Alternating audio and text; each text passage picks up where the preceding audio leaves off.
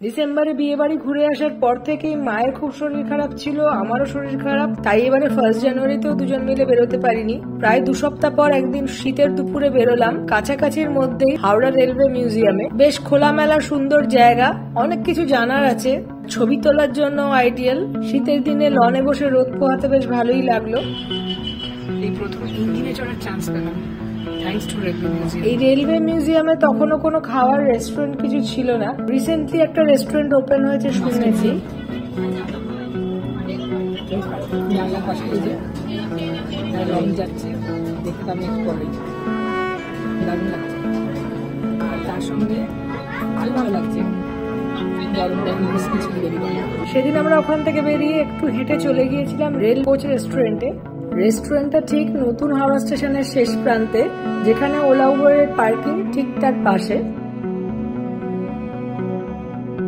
গঙ্গার ধারে সুন্দর সবুজ লনের মধ্যে সাজানো গোছানো পরিবেশে একটা ছোট্ট ট্রেনের বগি, ওটাই আমাদের রেস্টুরেন্ট। অনেকে আবার বলছে এটা বন্দে ভারত রেস্টুরেন্ট। রেস্টুরেন্টের যে শেপ সেটা বন্দে ভারত ট্রেনের মতোই দেখতে, যে যেই নামে ডাকবে। বাইরে বেশ কিছু চেয়ার টেয়ার পেতে খাওয়া দাওয়ার অ্যারেঞ্জমেন্ট করা হয়েছিল। একটা বার্থডে পার্টি চলছিল ওপেন এয়ারে গঙ্গার ধারে বসে, বাচ্চারা বেশ এনজয় করছিল। আমারও মনে হয়েছিল এখানে যদি ওপেন এয়ারে আরো কিছু সিটিং অ্যারেঞ্জমেন্ট করা যেত বেশ ভালো হতো। গিয়ে দেখলাম ভীষণ লাইন, প্রচুর লোক ওয়েটিং। জিজ্ঞেস করলাম, বললো 1/2 ঘন্টা তো লাগবেই। ফরচুনেটলি আমরা 20 মিনিটেই জায়গা পেয়ে গিয়েছিলাম। আমার ডিমান্ড ছিল একটা গঙ্গা ফেসিং সিটিং এরিয়া, তাই জন্য আর একটু বেশি ওয়েট করতে হয়েছে। ভেতরটার জায়গাটা একটু কম, মনে হচ্ছে একদম গায়ে গায়ে লেগে যাবে, তাও অনেকটা স্পেশিয়াস। মোটামুটি 30-40 জন হয়েই যাবে। বসে আছি রেলের মধ্যে, রেল রেস্টুরেন্ট করেছে ঠিক গঙ্গার ধারে, খুব সুন্দর ভিউ। ওখানে নৌকা আসছে যাচ্ছে, লঞ্চ যাচ্ছে, আমরা বসে বসে দেখছি আর এখানে খাবার ওয়েট করছি, খাবার অর্ডার দেবো।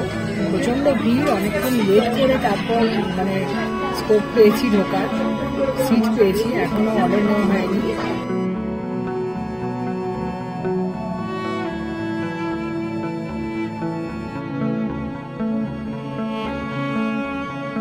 এখানে যারা স্টাফ তারাও বেশ ভালো, কিন্তু ভীষণ স্লো।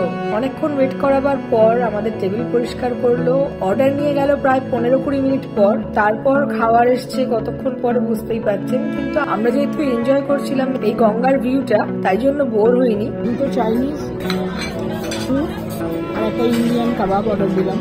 মোটামুটি বোঝা যাবে কিরকম কোয়ালিটি। একটার পর একটা লঞ্চ আর নৌকা চলে যাচ্ছিল।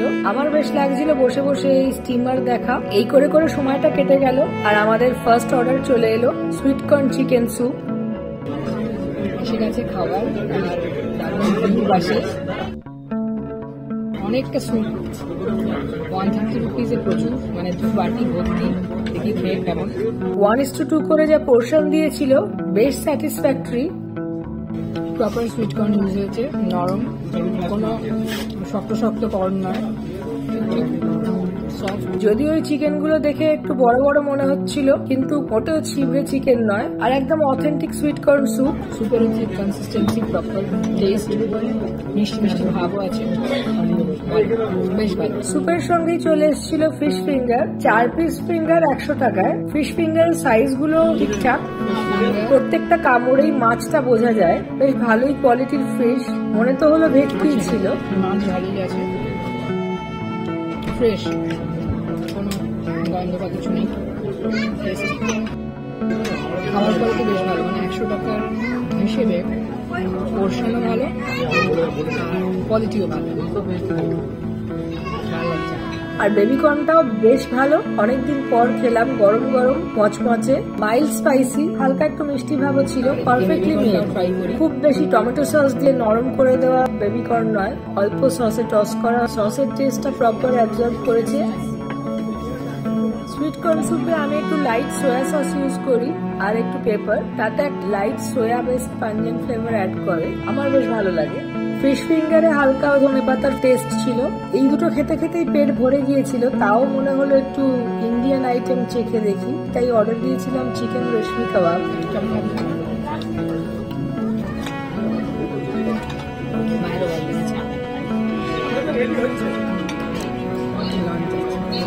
বেশ ভালো কাটলো, এনজয় করলাম দিনটা। এক্সপিরিয়েন্সটা দুর্দান্ত। লোকেলটা এক্সপেন্সিভ, সবার পক্ষে সম্ভব না অ্যাভেল করা, কিন্তু উইদিন বাজেট বেশ ভালো খাবার। আমি অর্ডার দিয়েছি আর একটা চিকেন রেশমি কাবাব, দেখি কেমন করেছে ওটা। রেশমি কাবাব এমনি আমার ফেভারিটও, কিন্তু অনেক জায়গায় শক্ত করে, এবার সেটা কীরকম বানানো হয়েছে সেটাই ডিপেন্ড করছে। আর ফিশ ফিঙ্গার প্রত্যেকটাতেই ফিশ ভালোই ছিল, এই যে একটা টুকরো বেঁচে আছে এটাতেও যথেষ্ট ভালো ফিশ, মেয়োনিজ হলে আরো ভালো হতো। আরো কিছুক্ষণ গালে হাত দিয়ে বসে লোকজন দেখছিলাম, গঙ্গা দেখছিলাম, তার মধ্যেই এসে গেল চিকেন রেশমি কাবাব। পিসগুলো বেশ বড়, আর সঙ্গে আছে গ্রিন চাটনি।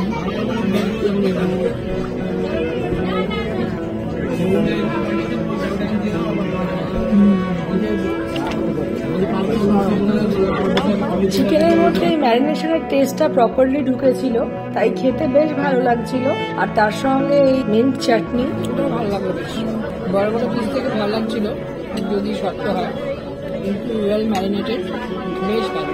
খুব কম খরচে সুন্দর বেড়ানো হয়ে গেল। সবসময় আমরা বড় রেস্টুরেন্ট, শপিং মল, এখান ওখান ঘুরে বেড়াই, কিন্তু এই প্রথমবার বাড়ির কাছাকাছি খুব কম খরচের মধ্যে বেশ সুন্দর একটা আউটিং হয়ে গেল। সানসেট হচ্ছে, সানসেটটা এখানে দেখা যাচ্ছে না, কিন্তু কালারটা চলে এসছে, বেশ ভালো এক্সপিরিয়েন্স এটা। চিকেনটা দেখে যতটা মনে হচ্ছিল শক্ত হবে, সেটা একদমই নয়। এটা ইজিলি কাটা দিয়ে কাটা যাচ্ছিল। খুব অথেন্টিক ম্যারিনেশন বলে রেশমি কাবাব নয়, কিন্তু বেশ ভালো খেতে।